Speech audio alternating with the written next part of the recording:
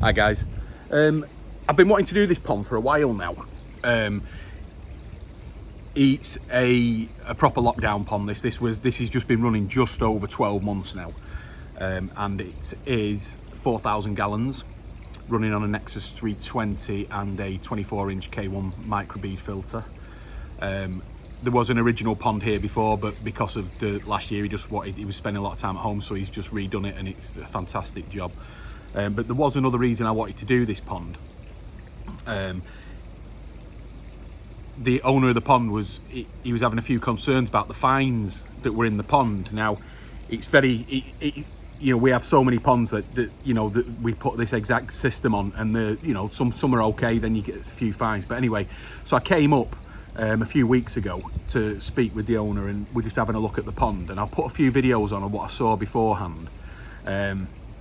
What it was is that there was like an algae growth on the side of the pond, but when you went and touched it, it just all came off. I mean, it was just like, it just all came off, and it was just like all mucky, and so you put your hand against the side of it, and then all these fines and dirt came off. And then I was looking in one of the corners, and I saw his big chagoi swim into the corner, and what it did, it sort of like flicked out in the corner, and then I just saw a lot of debris come off. Now when we talk about blanket weed, we think about it as being 3-foot strands in the pond and stuff like that, but this wasn't strandy at all. It was probably only about ½ inch off the side of the pond, but it just came off in your hands. It was horrible stuff, really. So what we recommended is to put a blanket weed treatment in, because the owner puts one in at the beginning of the year, like we all do.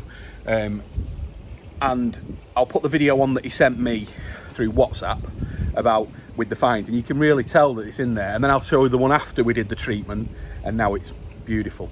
So what he did is he put I think he used clover leaf, which is a known harsh blanket weed treatment, and it stripped it right back now.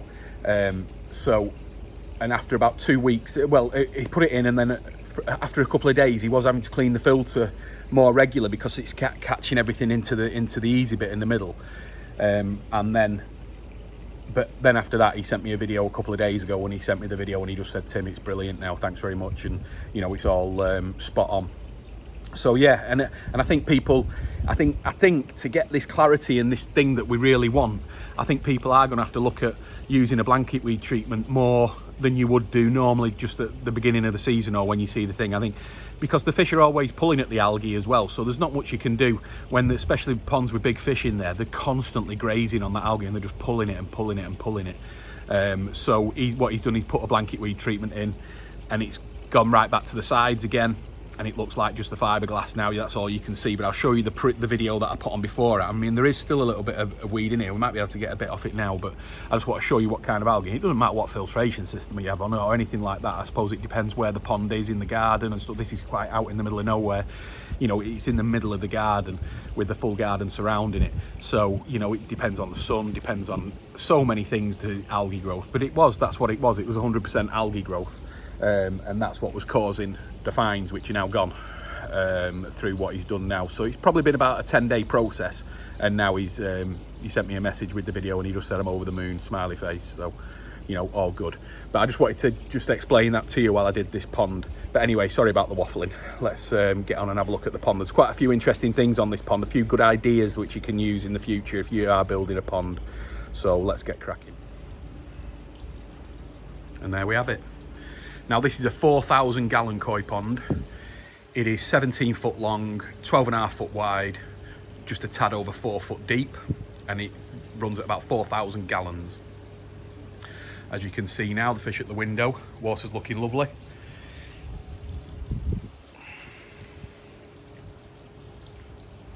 Like I say, compared to the video that I'll put on there, I'll put on the before, and you have a look at it, and it was really bad. So, he was concerned about it. So we came up and had a look, and we've pretty much solved it. So yeah, definitely something to think about, that, definitely. So we've got the blade up at the back, front here running on one of our skimmers. And if you go up, I love the way that he's done the stairs as well, that he's gone up the side. I think it's lovely to go up there, and then he's got his little bar room there. He's got an utsuri, which is the Don't know what's wrong with it, it's just been born. We see it keeps twisting around and stuff like that, so you do get them like that, but they're looking really well.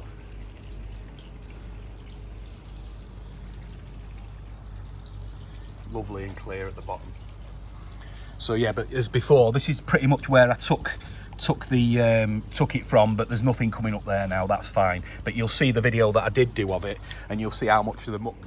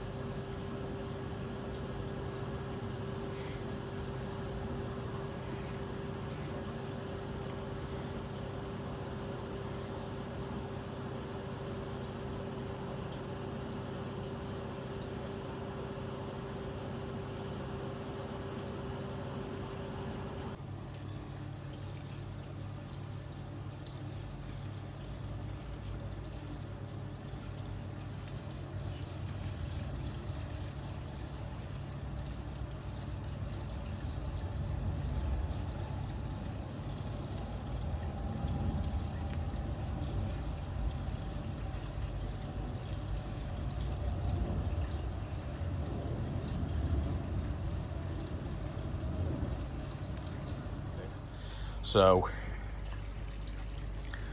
that's the pond for now, but I'll show you a few things. We've got the air source heat pump, which we brought up, I'm not sure, a few months ago.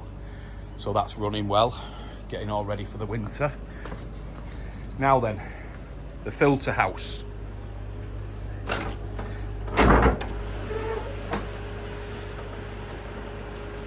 Now, the owner did all this himself, everything himself. So let me just show you what he's done in for the roof and the filter house, which I think is a cracking idea. I'll show you where he got them from. So there's the roof.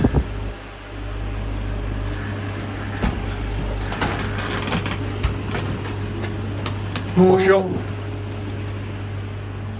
and that's it. Now that is on what he's just been telling me now. The strut, the gas.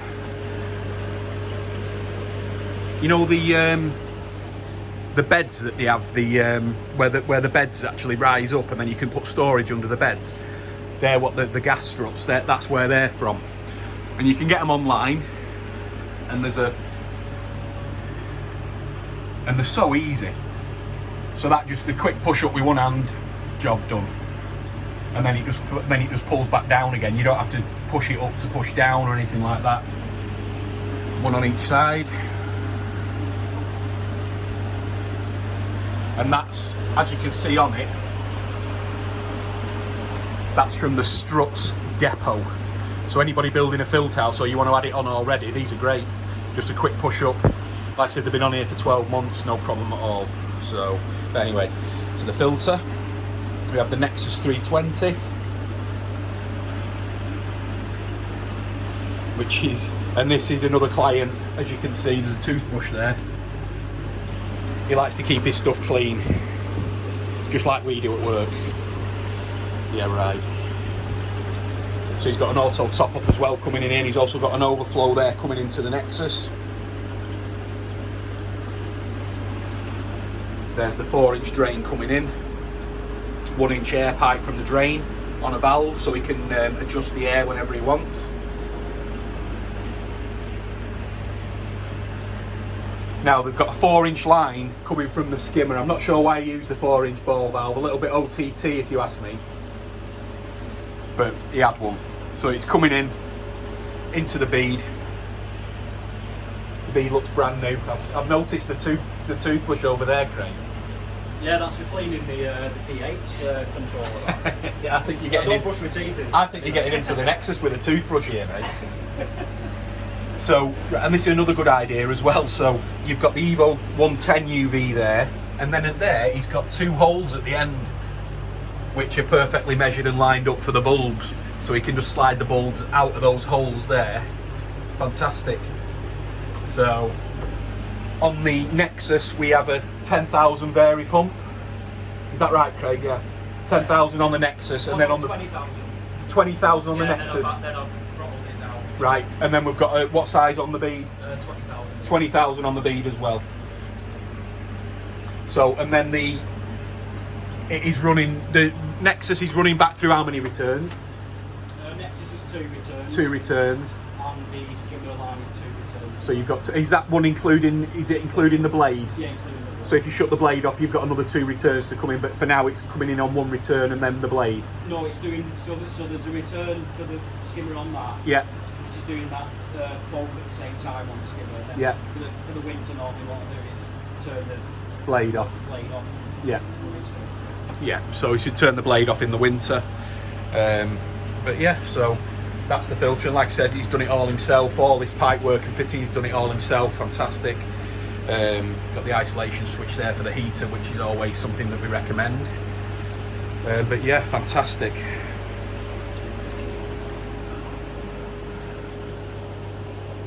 And then you can just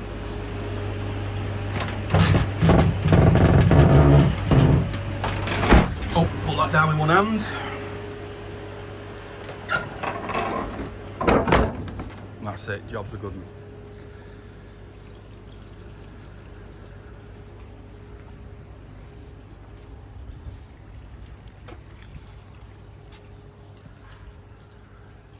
There's a return there for the blade.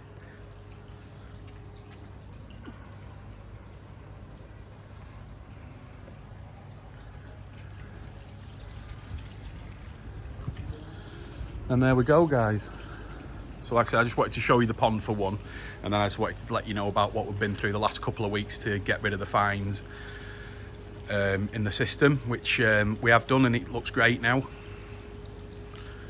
Fish are coming on really well. Nice Sankey waiting for Craig in Japan as well. But yeah, superb. Thanks for watching, guys. Give us a thumbs up, subscribe if you can, and we will see you on the next one.